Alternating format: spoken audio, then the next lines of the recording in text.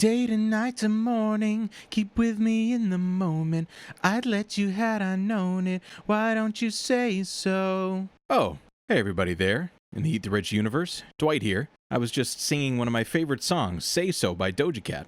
Well, as long as we're here, there's a few items of business that we need to go through. Originally, I was just going to look at this as maybe a one-off thing, but, you know, I keep a little file for you guys in my Google Drive of items that I read during the course of the week, and I'm just like, Jesus Christ, this is something we need to pay some attention to, because it's important for us to understand and learn. So I hope you appreciate that, you know, we can go through this learning experience together and dissect some of these things that need some more attention to it. So the first item of business that we need to go through is a Bloomberg article that came across my desk, which the content of which shouldn't surprise you, but I think the severity of it should. And it was a Bloomberg article that came out this week in the 3rd of August. I don't know when we're releasing this, so if this comes out like 2 weeks later, so fuck me. And the article is titled, "The Pandemic Workday is 48 minutes longer and has more meetings. A study of 3.1 million workers around the world found an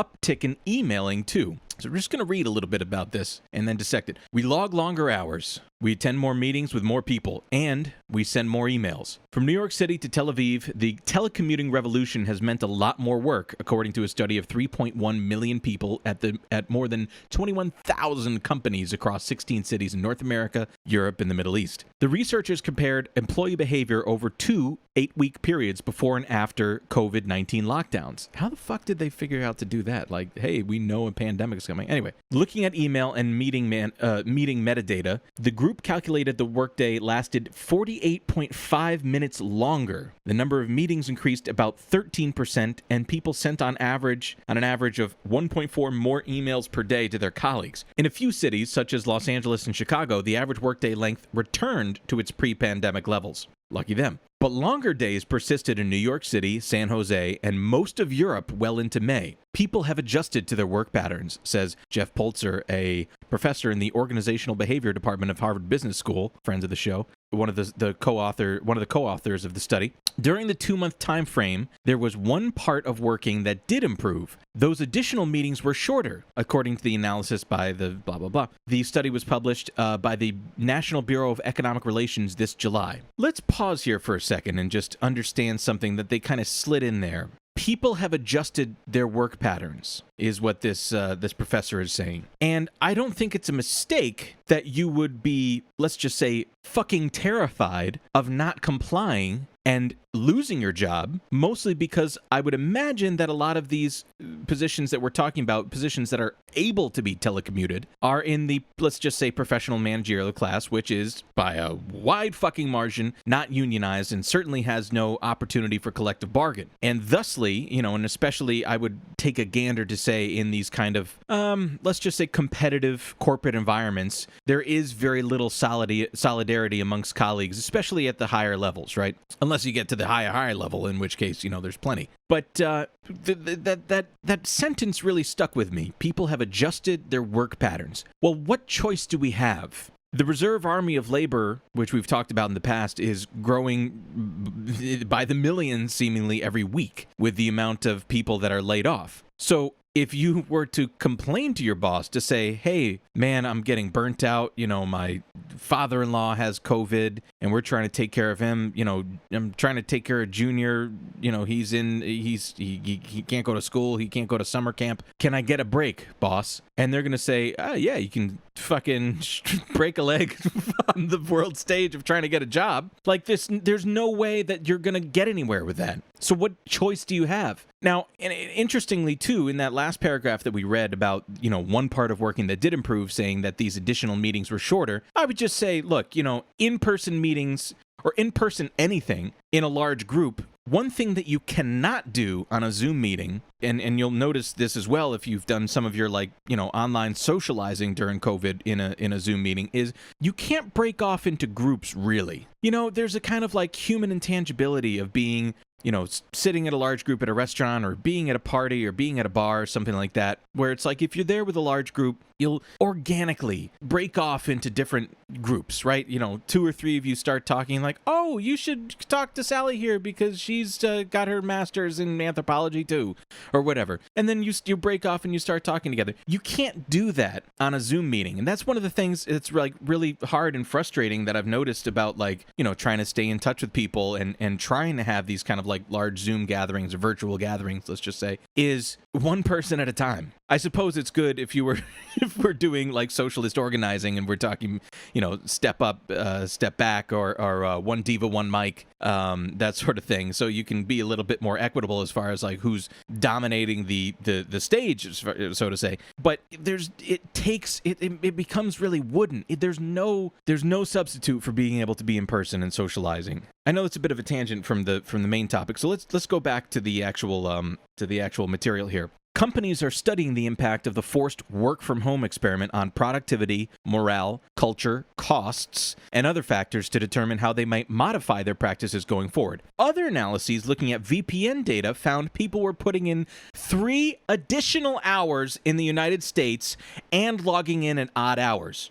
People who spoke to Bloomberg News attributed their harried schedules to childcare demands, blurring boundaries between work and home, and the stresses of an economic recession. Again, so look, these aren't surprising things that we need to think about. But one thing I've been thinking about during this whole kind of work from home thing and, office life and stuff like that is for a majority of, let's just say, office work, it's weirdly unnatural to sit down and do something for 8 hours in general, right? I mean, that I think, and again, not a smart man sitting in front of you, so just do me the grace if this isn't factually correct or historically correct. Just trying to figure this out along with everybody else. But, doing something all at the same time, all together for a period of 8 hours and then going home is frankly just like unrealistic. And I think that's also one of the reasons, and I know Shane has talked about this quite a lot on Eat the Rich, is like, I think it was called Taylorism and modifying schooling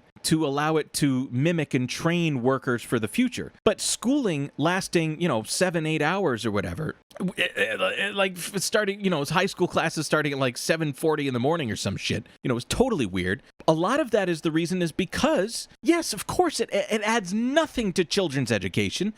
Children don't do that shit. They need time to fucking talk and go kick rocks and go on TikTok and shit. They're children. They need to socialize and be children, but they're kept in these weird 1-hour blocks or 50-minute blocks of learning because, for a period of 8 hours, because their parents are at work. So they can't do anything. It solves a problem in a for-profit capitalist political economy of how do we make our workers sit there for 8 hours. And again, we're talking here, for people that are having to log in their VPN and do work at fucking 11 at night. It's because they're taking care of their children who are losing their fucking minds sitting home alone. So it's not a surprise to me. And then the last part about this, which just really struck me, is back to this guy, Jeff Polzer from Harvard. He says, more research is needed to see if habits have changed permanently, but he doesn't expect behavior to return to pre-pandemic levels anytime soon. He says, it's not like we're going back to normal times. But what does that really mean from the viewpoint of a Harvard Business School professor, a business school that is there to train the most elite of makers of capital efficiency, the most elite profit makers in the United States, or, the world broadly? I mean, I believe Harvard is in the top 3 of the world's business schools for an MBA, whatever, and certainly number 1 in the United States. The point of them saying it's not like we're going back to normal is because, frankly, they don't want to. Why? Because the whole point of this study is to say, we're getting an hour more out of you. And what this study does not talk about is the fact that a lot of companies are giving pay cuts, citing the fact that, we're, hard times, we're being hit with this. It's not true universally. And yet, because there are some industries that are gaining billions of dollars during this. I mean, again, let's not forget that some of the richest men in the United States have gained upwards of like $500 billion during this COVID. These fucking robber barons. So they don't want to go back to normal times. Why? Because They're getting this extra hour out of workers on average. They're cutting costs by, Google, for instance, is saying, hey, no one's coming back to work. We're just going to shutter all this office area, and you don't have to pay maintenance staff. We lower the light bill. We lower the telecommunications bill, all this shit. This is fine for them. Why would they want to go back to normal times? Yeah, I'm sure they would want to have people in the office, and maybe there's an argument to say that we collaborate better in an office and being together and all that stuff. But ultimately, most of this stuff can be done from home. Again, I'm talking in the guise of like just office work, okay? Obviously, the majority of the value in the United States, or in any economy is coming from people that has to do stuff, in person, whatever. But for these people, for the stress, understand that those profits are subsidized by the stress being put on workers, the stress being put on parents that are trying to figure out what to do with their child while they're juggling their job, while they're trying to keep their job. And also, again, all of this is under the threat that if you do not comply, you will be cast out into the Thunderdome of American capitalism. The unemployment insurance benefits has ended.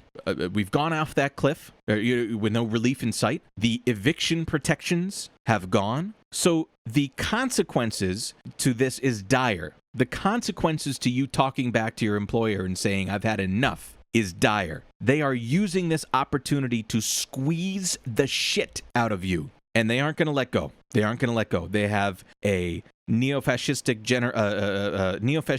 administration on their side. They have all the leverage right now, except for, well, we all know where this is headed. So let's, on that fucking weirdly cryptic and terrifying ending, let's move on to the next topic here. This was interesting. This was brought to my attention. This is from July, and I didn't realize that this was something that was actually going on. I know we've covered Elon Musk and Tesla quite a lot, and this portion of it just blew my mind. I'm just going to read this to you. This is from Car and Driver magazine, of all places, and I'll just read the headline to you, and we're going to understand what's happening very quickly. The headline is, Other Automakers Paid Tesla a record $428 million last quarter, just last quarter. And the sublead here is automakers buy regulatory credits, and a lot of them, from Tesla in order to comply with emissions regulations around the world. Let's figure out what's going on here. So to set this up, I'm actually just going to cut to the chase and tell you exactly what's going on, and then we're going to read into this article.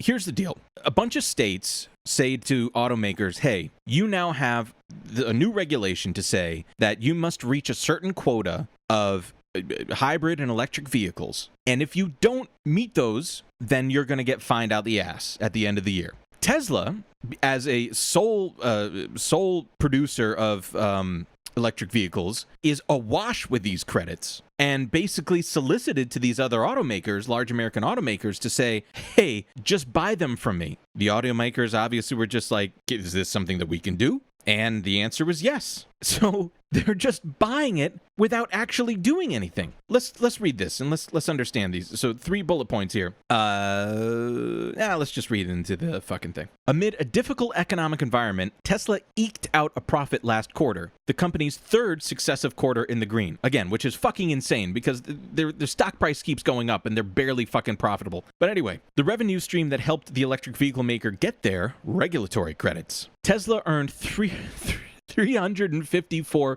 million from these credits this past quarter, a record for the company and a 64% increase as compared to the year prior, according to the earnings report of Tesla. So they're figuring it out. They're just like, fuck it, we'll just do this. Through having an all-electric lineup, Tesla amasses regulatory credits from various sources around the world. The credits are given out to automakers based on the vehicles they sell. In some areas, credits are given out based on the number of electric vehicles an automaker sells, and in others is based on the emissions that come from the vehicles sold. The Zero Emissions Vehicle Program is one such source. The program is a California regulation which mandates that automakers must sell a certain number of electric vehicles relative to their total sales. So that's easy to understand, right? Certain percentage of your sales every year in the state of California has to be a zero emissions vehicle, and then you won't get fined or whatever. There are 10 other states in the United States that have adopted the measure. If an automaker ends the year without sufficient credits, they're fined. That is, unless they buy them from a company such as Tesla. If you were interested, you could just fill my wallet with your emeralds and Kruger round. Similar measures have been put in place in the European Union, where rules mandate average vehicle emissions from new vehicles.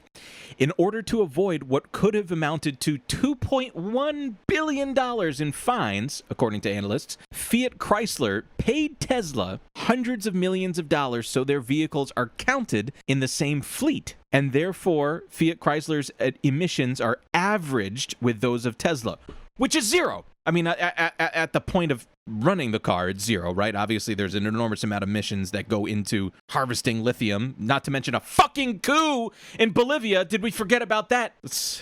Anyway, sorry. Let's go back to this.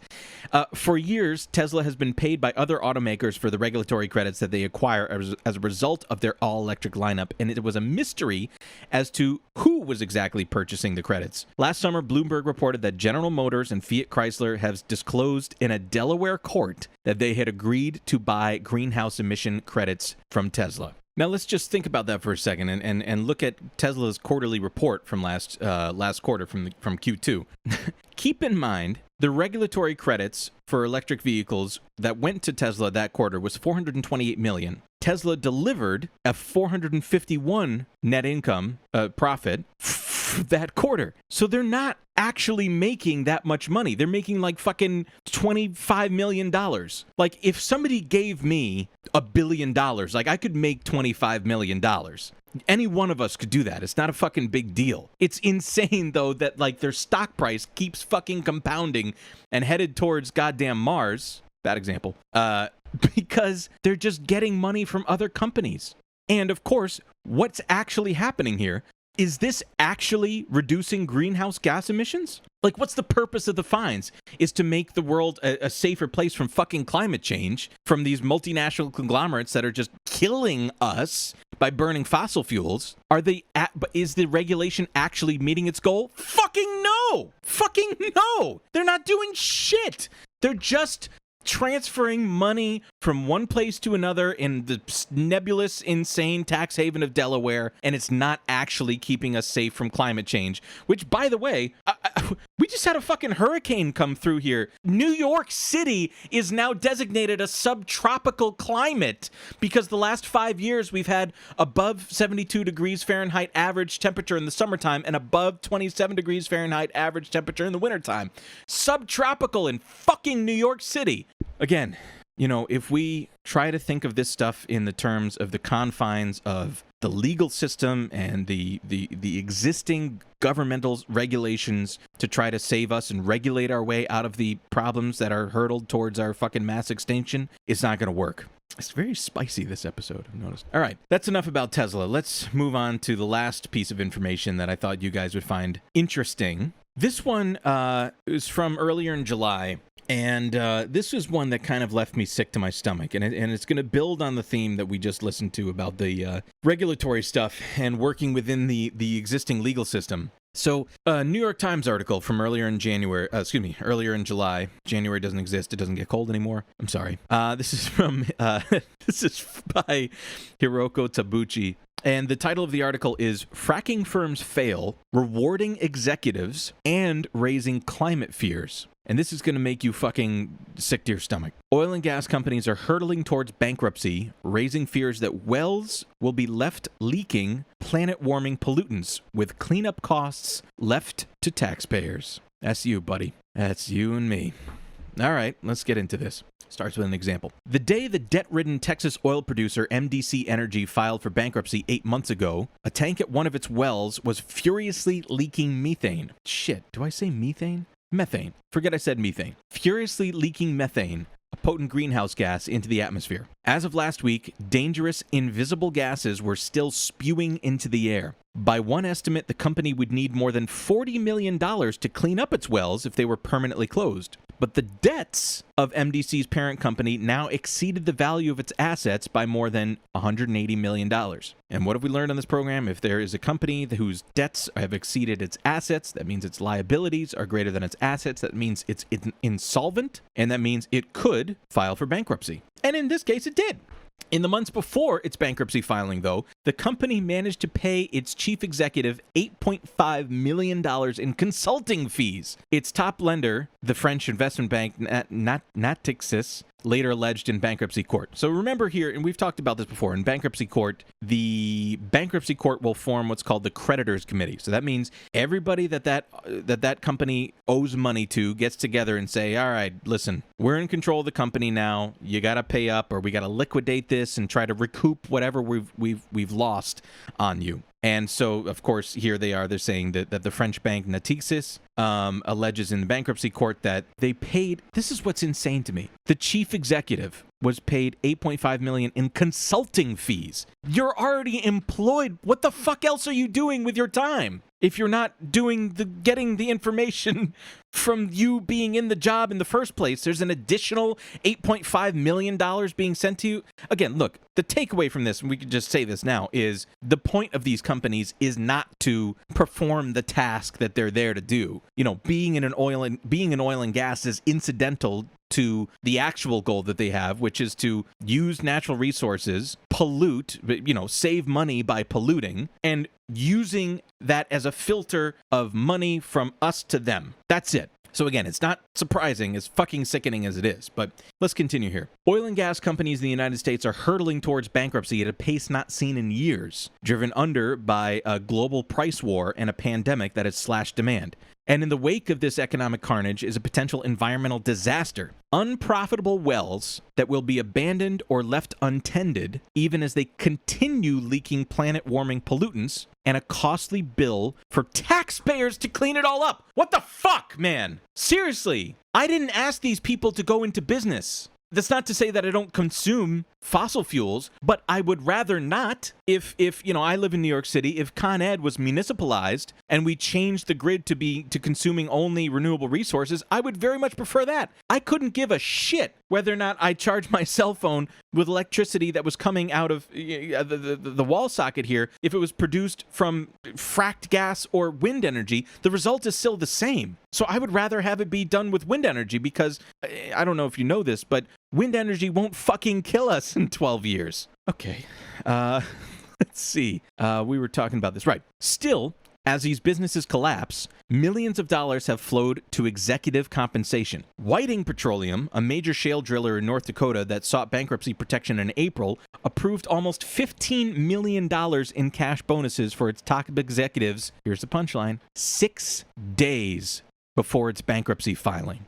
6 days before its bankruptcy filing. What does that mean? That means they knew it was going under, and they fucking squeezed it for all that it was worth right before they were about to have this go for the taxpayers to be cleaned up. Chesapeake Energy, a shale pioneer, go fuck yourself, declared bankruptcy last month, just weeks after it paid $25 million in bonuses to a group of executives. By the way, that is half the cost of the remediation of the water system in Flint, Michigan. And a Diamond Offshore Drilling secured a $9.7 million tax refund under the COVID-19 stimulus bill Congress passed in March before filing to reorganize in bankruptcy court the next month. They took your money, $10 million from a stimulus bill, before then declaring bankruptcy. Fucking insane. Oh, I'm sorry. I thought it was bad. I didn't even read the next sentence. Then it won approval from a bankruptcy judge to pay its executives the same amount as cash incentives. What the fuck, guys? It seems outrageous that these executives pay themselves before filing for bankruptcy, said Kathy Hipple, thanks Kathy, an analyst at the Institute for Energy Economics and Financial Analysis and a finance professor at Bard College. These are the same managers who ran these companies into bankruptcy to begin with. Yes, okay, we know this. Right. Kathy, thank you. Intrepid. MDC's listed telephone number appears to be disconnected, and repeated attempts to contact its CEO, Mark Siffin, I'll spell his last name in case you're interested in looking him up, Siffin, and the company's bankruptcy lawyers were unsuccessful. Oh, wow. Oh, that's interesting. So the company's bankruptcy lawyers were unsuccessful to contact the CEO? What in the fuck is happening? What are the chances that right now he's sitting on a fucking motor yacht off the coast of Charlotte-Amalie in like the U.S. Virgin Islands, sipping a pina colada? Anyway, almost 250 oil and gas companies could file for bankruptcy protection by the end of next year, more than the previous 5 years combined. Analysts now expect oil demand will begin falling permanently by decade's end as renewable energy costs decline, as energy efficiency improves, and efforts to fight climate change diminish an industry that has spent the past decade drilling thousands of wells, transforming the United States into the biggest oil producer in the world. Let's not forget that happened all under Obama. So if we need to look to what was the most liberal president that the United States has had in decades, the system viewed that as success, right? And moved towards that. Again, to the tune of absolute fucking billions in subsidies of your money going to these executives. And going to the bit about the environmental impact here, even before the current downturn, methane, a powerful greenhouse gas, was being released from production sites in America's biggest oil field at more than twice the rate previously estimated, according to satellite data. Some experts say that with the industry in disarray, efforts to fix leaks of methane, which pound for pound can warm the planet more than 80 times as much as carbon dioxide over a 20-year period, may fall by the wayside. Low natural gas prices may lead to increases in flaring or venting.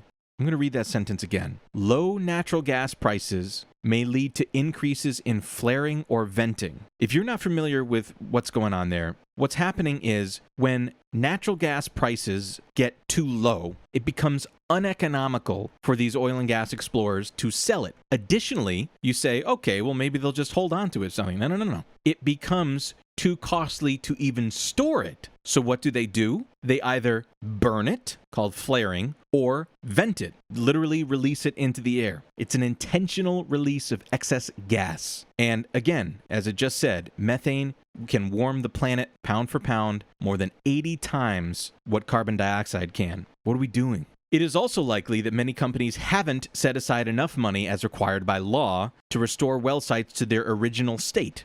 An analysis of recently bankrupt oil and gas companies' financial statements, prepared by the New York Times, shows a funding shortfall. The federal government estimates that there are already more than 3 million abandoned oil and gas wells across the United States, 2 million of which are unplugged, releasing the methane equivalent of the annual emissions from more than 1.5 million cars. For no other reason than it would diminish the amount of bonuses that the executives get. I don't even think it's worth reading the rest of it because I think it's just sickening enough to our stomachs to understand what we just heard. Guys, this isn't good. Again, we've talked about this on the program before. They are using the legal system perfectly fine. Nothing that they're doing is illegal. Or if they are doing something that falls outside of regulation, they simply pay the fine. Or if they choose not to pay the fine, they give that money to the executives and file for bankruptcy and say, whoopsie, we weren't able to do it. Those same executives that run the place into the ground and are not unilaterally, but massively contributing to climate change are taking our money and profiting off of it and doing God knows what with it. This, again, reform, I don't know. How do we reform our way out of this? Pass more regulations? They're just going to go bankrupt again. It's easy to do. You guys, fuck these executives that need gazillions of dollars because they're so smart. You guys understand how this works. I understand how this works. It's simple. You drill a hole, you take the shit out of the ground, you burn it, you get money for that, somebody pays you for it, and if it's not profitable, you just fucking close up shop. You file for bankruptcy. That's what an LLC is, a limited liability corporation. That means these executives are not held liable personally. So they can just get some capital from somewhere else, from some other fucking French bank or whatever, or some private equity company or their country club buddies and drill another hole in the ground and leave it uncapped and then move on to the next one. That's why you think there's 3 million holes in the ground because there's 3 million opportunities to drill? I'm no geologist, but my minimal understanding of oil and gas extraction is such that there's directional drilling. There's all sorts of ways that you can get to the same reserve that's underneath the ground in some geological formation. But they're doing these things, drilling new holes, because it's cheaper to do so, and it is more profit extracting to do so. So there's no mystery or magic to this. They are using the natural resources to enrich themselves and saying fuck you to any of the environmental impacts, because either they don't give a shit, or just more likely they're doing the calculation to say, you know what, it's going to affect poor people before it's going to affect me, so they can fuck themselves. Yeah. Wow, this was definitely a lot more spicy and contentious of an episode than I thought it was going to be. Like, I just spent an hour sweating getting home from work on my scooter. And I was tired, frankly. But, I really find energy in relaying this to you guys, because I think this is really important and valuable things for us to mutually understand and kind of arm ourselves with this information, as I've said before many times, and understand the failures of the legal system under which we are governed, because it is enabling this bad, maladaptive, and frankly, and death-driven behavior that is being exhibited by this industry, this entire industry as a whole. Energy is not bad. Energy that is extracted and burned and utilized in ways that heads us towards our extinction is bad. And unfortunately, because we know that renewable energy exists in the form of hydroelectricity, wind energy, solar energy, geothermal energy, even nuclear energy would be better. But it's not the same profit margin. And under a globally dominant system of capitalism, it creates a profit incentive that displaces the costs disproportionately on the working class, who is you and me. Unless you're a member of the ruling class and listening to this, in which case DM me and let's disseminate all your money across the Patreon subscribers. Also, fuck you. Anyway, so I guess that's it for this weirdly contentious episode of Dwight's Bights, and see you on the timeline. Stay cool, folks. The earth is on fire. We don't have no daughter. Let the motherfucker burn.